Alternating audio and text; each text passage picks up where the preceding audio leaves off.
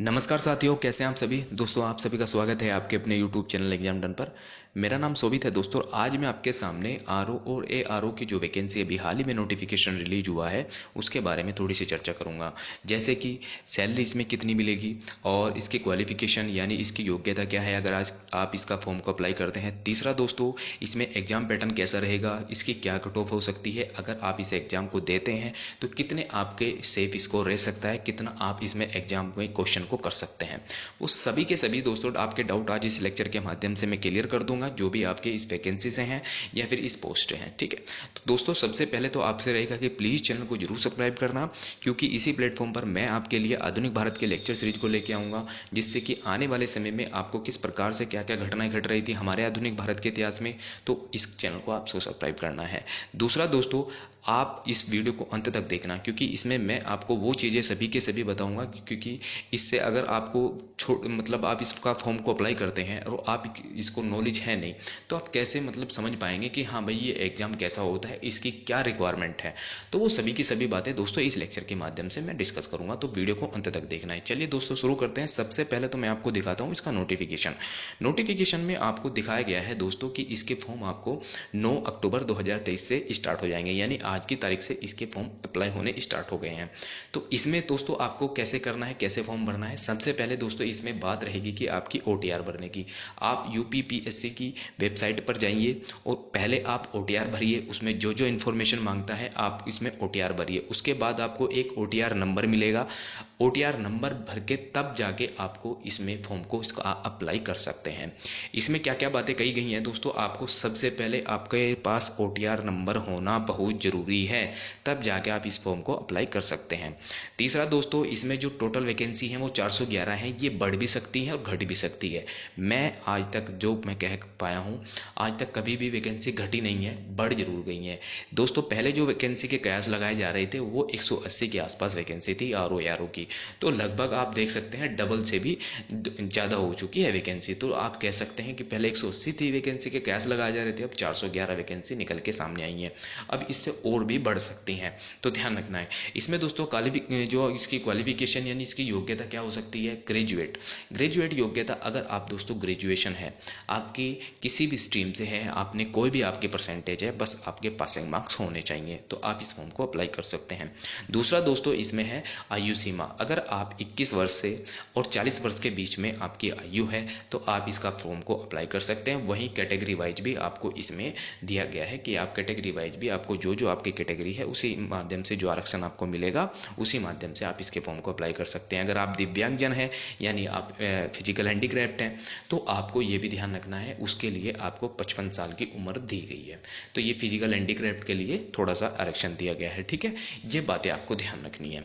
अब दोस्तों सबसे मेन इंपॉर्टेंट बात होती है कि आपका इसका एग्जाम पैटर्न कैसा रहेगा। एग्जाम पैटर्न के माध्यम से मैं आपको बात करता हूं दोस्तों। इसका 3 स्टेजेज में एग्जाम होगा। जैसे आपका प्रीलिम्स होगा, फिर आपका मेंस होगा जो कि डिस्क्रिप्टिव पेपर होता है, फिर इसका इंटरव्यू होगा। इसमें दोस्तों आपकी फाइनल कट ऑफ लग के तब आप आरओ या एआरओ के पद पर चयनित होंगे। सबसे पहले तो मैं बात करता हूं दोस्तों इसकी प्रीलिम स्टेज की। प्रीलिम स्टेज के अंदर दोस्तों 2 पेपर आपके एक ही दिन में होंगे। एक 2 घंटे का पेपर होगा, एक 1 घंटे का पेपर होगा। 2 घंटे के पेपर में के अंदर आपको दोस्तों 140 क्वेश्चन आपसे पूछे जाएंगे, जो कि 140 ही मार्क्स के होंगे। वही दोस्तों जो आपका सेकंड पेपर होगा वो भी उसी दिन होगा, वो होगा 1 घंटे का।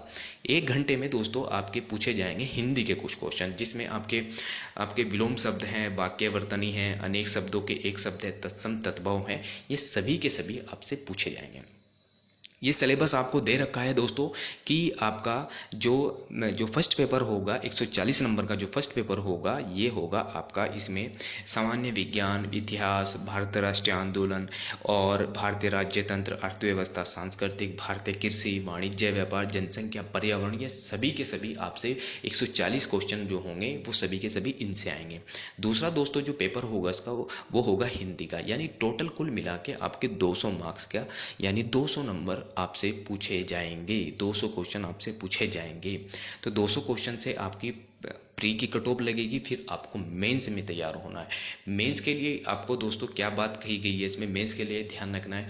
ये तो हुआ दोस्तों एक एग्जाम की जो आपका प्री हुआ। अब मेंस की बात करते हैं।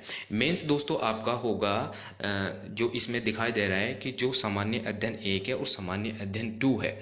सामान्य अध्ययन 1 के अंदर दोस्तों आपको 120 अंकों का आपका पूर्णांक होंगे, यानी आपको 120 अंकों का आपका एक पहला पेपर होगा। उसके बाद दोस्तों जो 2.5 घंटे का एग्जाम होगा वो होगा दोस्तों सामान्य हिंदी का, 2 घंटे और 2.5 घंटे का। ठीक है, इसमें दोस्तों आपको गद्यांश के बारे में पूछा जाएगा, शासकीय पत्र और ये सभी हिंदी अंग्रेजी से जो जो पूछे जाएंगे। ठीक है, फिर होता है दोस्तों आपका खंड 2 के अंदर सामान्य ज्ञान, व्याकरण वगैरह ये सभी के सभी पूछे जाते हैं। और फिर आपका जो 3 घंटे का पेपर होगा वो होगा दोस्तों हिंदी निबंध के आधार पर। ठीक है, तो 120 क्वेश्चन हो गए टोटल, तो आप इनको ध्यान रख सकते हैं। और 40-40 मार्क्स के सभी क्वेश्चन, और इनकी जो सीमा रखी गई है वो 600 शब्द रखी गई है।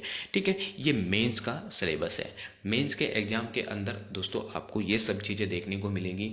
आपको पहले तो आपको प्री निकालना है, फिर उसके बाद आपको मेंस देना है। ठीक है, तो ये बातें थी दोस्तों इसमें कि आपका एग्ज़ाम पैटर्न कैसा होगा। पहले आपका मेंस होगा, फिर आपका दोस्तों आपका प्रीलिम्स होगा, पहले आपका प्रीलिम्स होगा, फिर आपके उसके बाद मेंस होगा, फिर आपका इंटरव्यू होगा।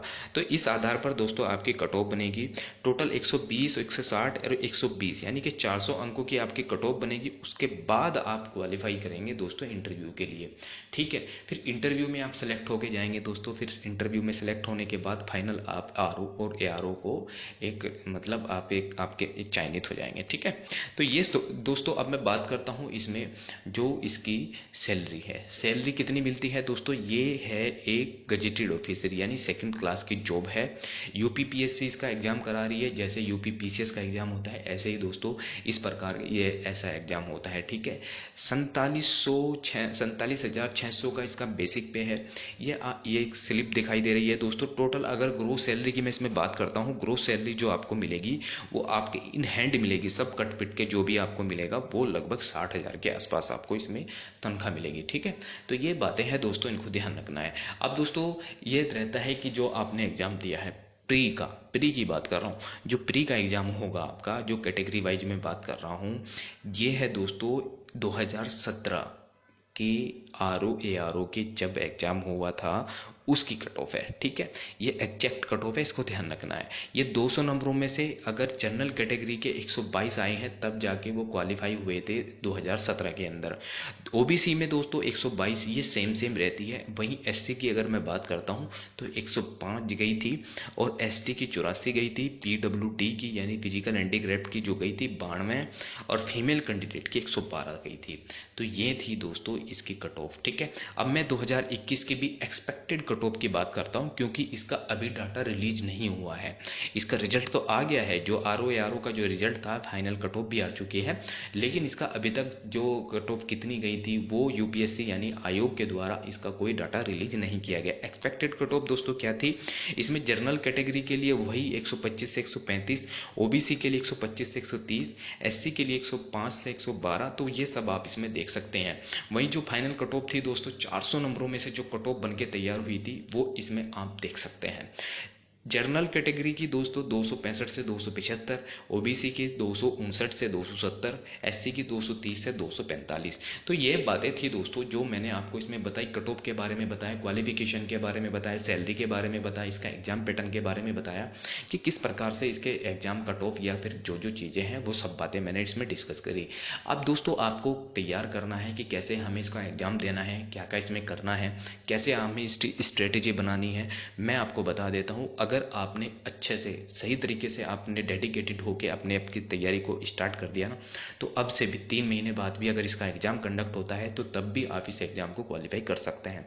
वो कैसे दोस्तों, आपको इस चैनल को सब्सक्राइब करना हो, क्योंकि इसी प्लेटफॉर्म पर मैं आपके लिए आरओ एआरओ के लिए तैयारी कराने वाला हूँ। ठीक है, तो पहले तो मैं दोस्तों इसमें आधुनिक भारत के इतिहास को लेक्चर के लेके आऊँगा, फिर उसके बाद दोस्तों ज्योग्राफी कराऊंगा। तो सभी के सभी जो आपके आरओ एआरओ में पूछे जाएंगे वो सभी के सभी एग्जाम से रिलेटेड जो भी पॉइंट्स होंगे वो इसमें कराता रहूँगा।